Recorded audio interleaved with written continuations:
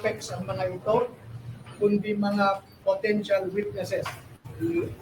At magkakaroon kami ng susunod na proseso para maglatag kami ng ebidensya laban doon sa mga pinangalanan nila sa kanilang affidavit. When you say may panibagong proseso, babalik ko kayo dito. Babalik kami dito para sa mga dokumento, mga ibang ebidensya. Paano po yung mga naging talungan ko kanina? AHC 醫美逆齡活膚系列，精準針對眼面細紋。 Well, ang sabi kasi sa subpoena, they just want to establish the identity ng mga 18. So sabi ko, okay lang kami sa identity. So pinakita namin yung kanilang serial number, government issued identification cards, etc. And then sabi ko, pumayag kami na magtanong pa sila. Kaya inisa-isa nilang tinanong kanina. Inisa-isa silang tinanong kanina. At okay lang. Sabi na, very productive po yung araw na ito para sa hinahangad natin na magkaroon ng justisya doon sa mga ninakaw sa kaban ng bayan. Initially po, ang gusto daw po ng NBI ay gusto po ng one-on-one interview sa 8 months. Pero ano po yung naging kinatapusan po dito? Pinayagan po. Kahit walang authority ang NBI na one-on-one sila, dahil kailangan ng abogado sana ang bawat isa, pero pinayagan po namin sila. Bakit po? Eh wala naman kaming itatago na alim o ano. So, kaya nga sila nag-affidavit, handa po silang panindigan yung kanilang sinasabi.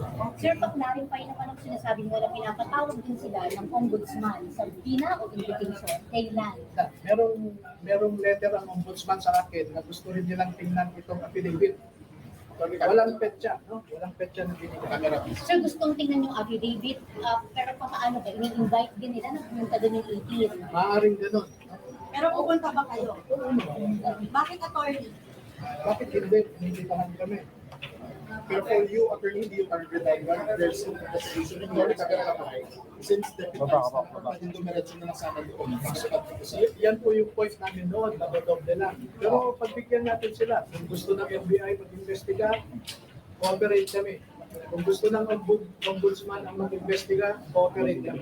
Sir, ang answer po yung mga issue na di umano ay may mga sinabi daw po ilang mga members po ng 18 Marines na hindi po tumutugma. Katulad po nung flight logs ng air taxi na di umano from 2023 to 2025. Wala daw pong ganong klase ng paglipad sa may bahagi ng Ilocos. Ano po tugon niyo po? Ganito na lang, no? Kasi ang clarify namin kanina yung mga sinasabi ni Director Matibag sa media.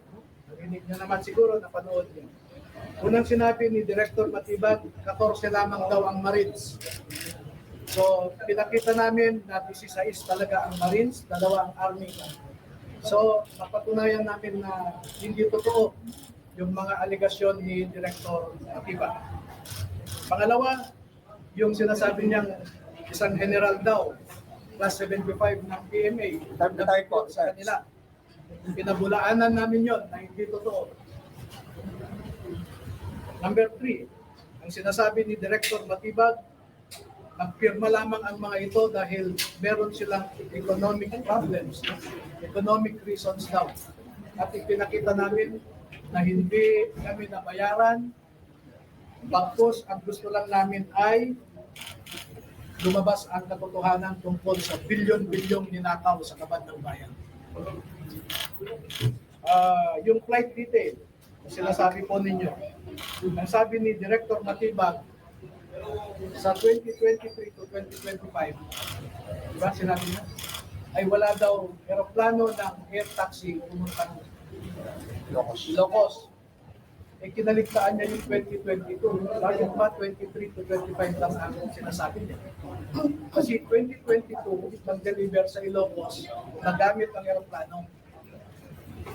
So, hindi ko alam kung saan nanggagaling yung intel o informasyon ni Director Matibag.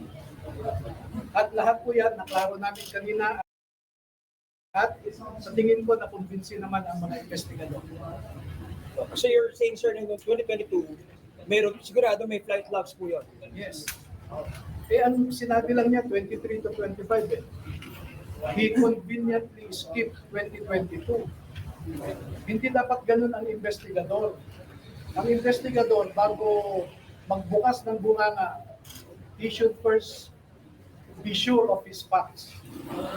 Dito po, hindi ko alam kung saan nanggagaling yung sinasabi ni Direk. Kanina po kung gusto Topacio yung leadership, pinag-ibang sa do you share the same sentiment? Hindi ko po narinig yung sinabi ni Tomasio so hindi ako makapag-comment. Kamoting kahoy daw yung minsan ng mga liderato ng NBI. What's your comment po? Ayaw ko mag-comment. Idea niya yun, yung opinion niya. Attorney, di ba kayo hihingi ng security kasi sabi mo nakakatanggap sila ng death threats? Kaya naman natin i-handle yan. In fact, sabi ko nga kanina sa taas, merong 3 bahay ng mga dating sundalo na pinasok. Hindi yung mga kasamahan ng mga ito. Isa sa Cagayan, isa sa Iloilo, pananakot. Pinasok nyo, sir?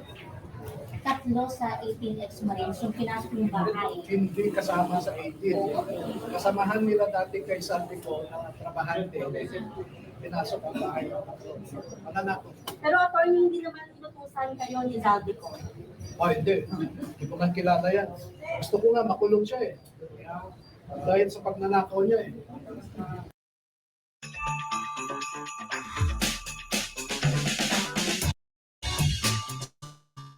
喺香港，繁忙時間最快每2分鐘就有一班列車開出，每日平均超過500萬人。 Sir, para malinaw lang, willing kayong mag-submit ng independent affidavits isa-isa sa ombudsman, sir? Walang problema. Kung ano man ang gusto nilang forma. Kung hindi nila maintindihan ang ibig sabihin ng joint affidavit, pwede kaming mag-individual. Walang issue. Sir, satisfied na po ba kayo na dito ginagawa yung investigasyon o mas gusto niyo pa rin pong matuloy sa Senado itong diskusyon? Bahala rin po ang Senado. Wala kaming impluensya sa kanila. Pero kahit saan kami dalhin, pupunta kami. Para lang lumabas ang katotohanan, they test the credibility of the 18, we are open to that. Sir, 100 people po yung pinausap, and 38 daw yung pumayag, including the 18 words. May Hindi ko alam din yan. Kaya lang, hindi ko alam kung saan ang gagawin. Pero may tanagsan pa, sorry. Ayaw ko muna sagutin niya. Sir, ano yung kwento dun sa 3 yung pinasok yung bahay, yung mga kasama kanila? Pakwento lang. Ang idea, ang assessment ko, pananakot. Sir, kung panalakot po sa kanila, bakit hindi po sila tinagad? Bakit po yung mga kasama nila? Oo, yes. Para wala nang lumabas ng iba. Sir, sino? Yung may idea kayo, sino yung nasa likod ng mga pumasok pa sa ano? Meron akong idea pero hindi ko ma-share. So may lalabas pa talaga, sir? Ayaw ko muna sagutin niya. Mga ilan pa yan, attorney? Mga ilan na lang? Hindi ko alam kasi ang computation ni Director 100 pa daw. 30 daw po including the 18, so may 20 pa raw po na. Hindi ko rin alam yan po. Sir, meron sa inyo, sir. Meron po bang lalabas sa luwan? Ayaw ko muna sagutin. Sir, yung last Ano confirming kasi ako. death threat, sir? Yung natatanggap nila. Kasi sir, di ba yung 3 pinasok na? Sabi naman din namin para, yung text messages. anong sabi sir sa ano? Text message? Mag-ingat kayo kasi kung hindi nyo mapatawag itong gobyerno, meron din kayong kalalagyan. Mga ganun. Kailan niyo natanggap yun, sir? Sometime February. February. Early week. Ilang messages po yun, sir? Ilang messages? Sunod-sunod kasi yun. Pero pinakatumatak po sa inyo, Yun. Galing pa yun sa active na military officer. directly pinasa po sa inyo or ipinasa lang po ng isang tao nakatanggap? Sa kanila. Sir, lahat sila nakatanggap yung text message na yun. May 2 nakatanggap, kaya pinabasa sa kasamahan nila. So, sir, before press con, sir? Yes. So alam sir, naglilitaw. O yun yung nag-trigger sa inyo para lumabas pa paano ba sir? Hindi naman. Hindi kami affected sa threats. Eko, Totoo po kasi wala dyan, hindi daw ang taong nag-explain sa akin. at rinaro na namin yun. Hindi namin alam kung saan nanggaling yung sinasabi ni Director. Pero naipakita namin ang pruweba na 16 ang Marines, 2 ang Army. May driver po. Yung driver na sinasabi. Tanungin nyo doon kasi hindi tama yung sinasabi nyo. Attorney, kailan po kayo babalik at ano po yung inyong pakay na ma-accomplish niyo po pagbalik dito sa NBI? Next week, babalik kami para dala na namin yung mga ibang ebidensya. Kasi yung subpoena nga, iba nakalagay lang doon to verify the identity. Hindi naman nila sinabing, dalhin nyo ang mga ebidensya doon. So next week po yun, next week. Sir, lahat kayo, sir. Oh, lahat. Anong araw po, sir? Anong araw? Parang 19, hindi ko makakuha. Bibigyan daw nila ako ng sulat. Maybe Basta next week. Maybe hear from one of your clients, statement na from one of your clients, yung kamusta kanina, yung ikipag-usap sa NBI agent. Satisfied kami sa nangyari kanina. Sir, pwede one of your clients, isa sa kanila, okay lang? Sino pwede attorney? Kanila yung sa kanila pa. Sir, kamusta kanina, sir? Kamusta Sir, lapit ka lang sa mic, sir. Lapit ka lang sa mic. Okay naman po yung tawag nila sa atin? Oo. Nakataong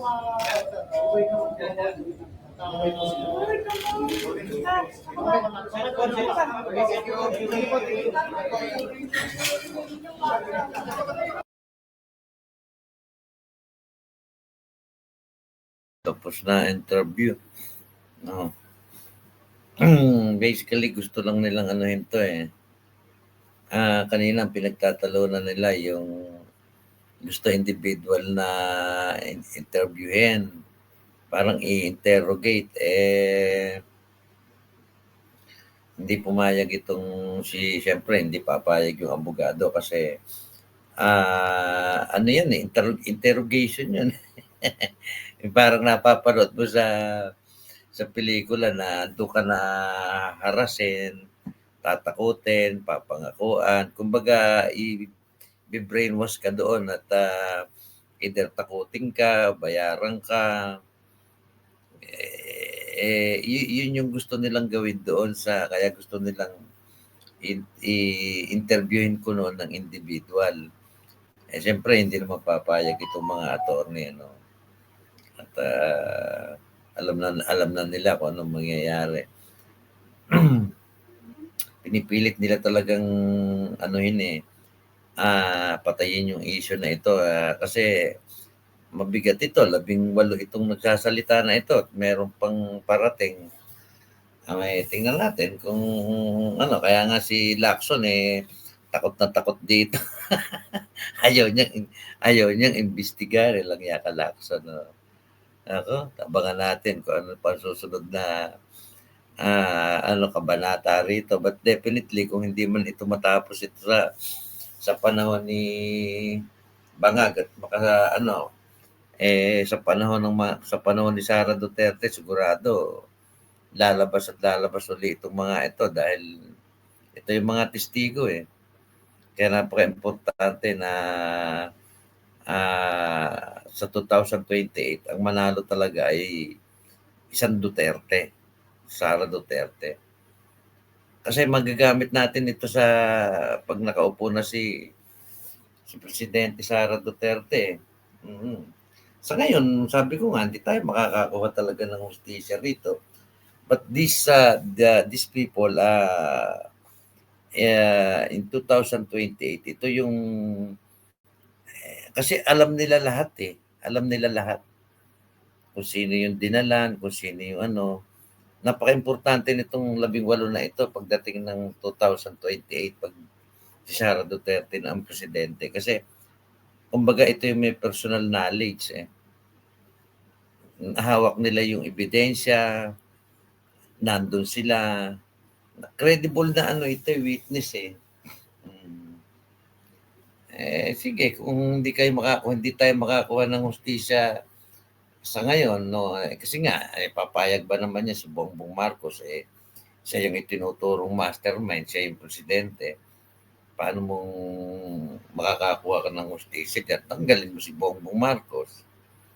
Diba? Pag resignin mo, hindi mo magre-resign yan, siyempre. Diba? Tayo na lang natin si Sara Duterte.